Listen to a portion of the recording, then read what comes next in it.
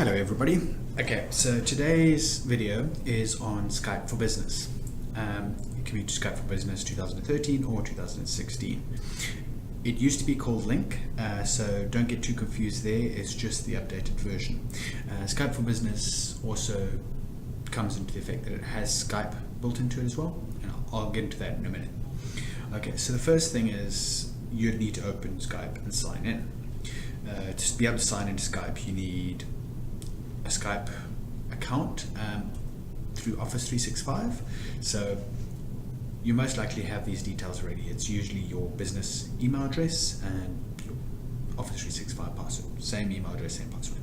So first of all, I have Skype for Business on my desktop already. I'm not going to open it there, but to open other ways, click Start, type Skype, and Skype for Business should show up. So if you just click it, it should open up. So as you can see, it's all open. Right, the first screen you're going to come to, you're going to be like, okay, we're missing a password box. Don't worry, I'll come to that. So the sign-in address, that is usually your business email address, your main one. So in my case, it's my name at lindentech.com.au. So I have this email address. I've already signed up for the account and everything. We would have provided you with your email address and password when your account was created through Office 365. You'll have those details. So once you've filled in your email address, click sign in to contact the service. Make sure you have a Skype for Business account, which if you have an Office 365 account, you have one. So as you can see, the password box is shown up. So it's verified my account, and now I just need to enter my password. Most likely going to be the same as your sign-in for your computer, but sometimes they don't sync, so just be aware of that. So I'll enter my password. You can choose to save your password so that you don't have to enter it every time. For this demonstration, I'll leave that unticked, and we click sign in. So we'll let it contact the servers and sign me in. Okay, so all signed in now. As you can see, no contacts. I'll expand my favorites there. No favorites, nothing. Okay, so the next step you're going to want to do is you're going to want to add your colleagues. So all of them should have an account. So in my case, I'm going to add a work colleague of mine, Reg. So I'm going to search for Reg. His name's going to come up, and he's up and he's available to talk. So if I click, I can go add to contacts list. I can just go other contacts, and now he's added in my contacts. He's going to stay there. That's it. You can do this for multiple people in your business, and you can keep doing it. So there he is there. So I will add him to my contact list. There we go. Done. Simple as that. 5-second job. I'll do it again slowly for you. Search for there. There he is there. Right click the contact. Scroll down to add contacts to list. Other contacts. There we go. Done. Fairly simple. For the people you chat to quite often, you're probably going to want to have them at the top of your list. As you can see, there's a favorites section here. So I'm going to speak to Jawed quite a bit. So if I right click his contact, I can scroll down and I can say add to favorites. Now, favorites, as you know, are people that stay up. You're going to use them often. They're going to stick to the top of the list, so you don't have to scroll down. Very, very simple to get to. Very easy. As simple as that. I'll do the same for Reg. I'll do it again slowly for you. So if you right click it, go up to add to favorites, and then click it once. There you go. Add it to your favorites. Done. Fairly simple. Okay, so next I'm going to show you how to start a conversation with someone. So I'm going to start a conversation with Jawed here. So if there's two ways to do it. You can double click the contact, it'll open the chat for you, this chat window. Or if you right click it, you can say send an IM. So I'm going to do that. So right click it, click send IM, and it'll open up a chat window for you. See me as this is an instant message. It's going to go through instantly. I'll give you a demonstration. So I'll just say hi Jawed. There we go. So he will respond. You'll see when he starts typing. There we go. He's typing a message, and there he is. So he's responded. It's given you the message received, time, and everything. All these details get sent back, and they're stored within your account. So chat history is all there. So if you ever get sent something that you need to remember, or you've forgotten it, it's always there. I'll show you how to get to them in a second. Okay, so obviously I'm done chatting to him. I can close this window.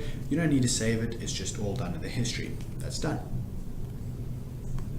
Okay, so your chat history. This little button here is going to show me my chat history, and everything's done. There you go.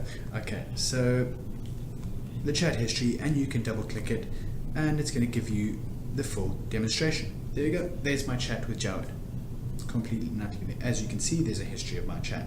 So I'm going to go back and go back to contacts, and you're back to the beginning again. This is going to be your home screen, as per se.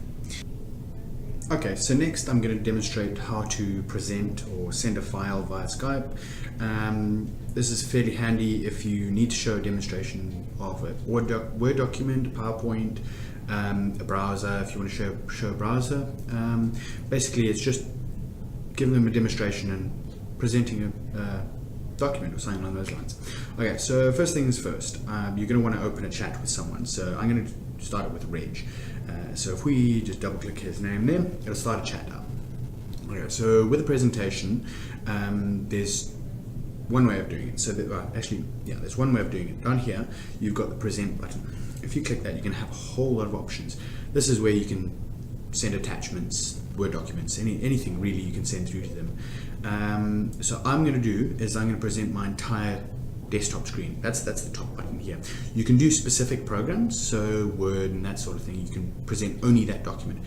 Bear in mind, if anything is in front of the document where of the screen you're showing, it's going to show that Word document that is in front of it or whatever. Okay, so what I'll do is I'll present my entire desktop first. So you just click present desktop. You see the brown box around the screen. That's just showing your demonstration area, and there's a little picture of what exactly you're going to demonstrate. So I'm going to go ahead and I'm going to present the entire thing. So click present. It's just reminding you that anything on your screen will be shown to the other user. So confidential files, notes, anything like that, you'll want to close before doing this. You can say do not show this again. I'll leave that up anyway. Just click OK, and now you'll see at the top of the screen how it says connecting and stop presenting at the top of the screen. Now it's obviously prompted Reg to start a conversation, start the presentation. There we go. As you can see, he's said yes to the presentation, and now basically he can see my entire screen. At the top here, you've got different options. You can give him control, so you can say he can control your screen, basically so he can ask questions or anything like that, which is fairly handy. So I'll just close that for now. Anything on my screen now, any applications that I may open, he has full access to all of this. So that's one thing to bear in mind. Okay, so in order to stop the presentation, all you do is move your mouse up to the top right and click stop presentation. That's him disconnected. It gets fairly useful. I'll demonstrate a program. So I'll open Chrome, so I can show him, say I just want to show him a website. Okay, so now the Chrome's open, I can just move this aside, move this across for a second. I'll go back here and I'm going to demonstrate presenting a single program. So if you go present programs, it's going to come up there, and there it is. So if I click that and I can say present.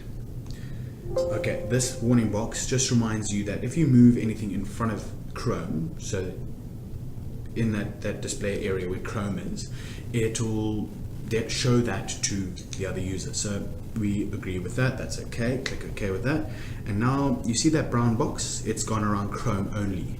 So he can only see that. But now since the chat box is half on that screen, he can see half the screen. Just so you know, you don't want to be caught out with that if you ever have any confidential files, anything in the background.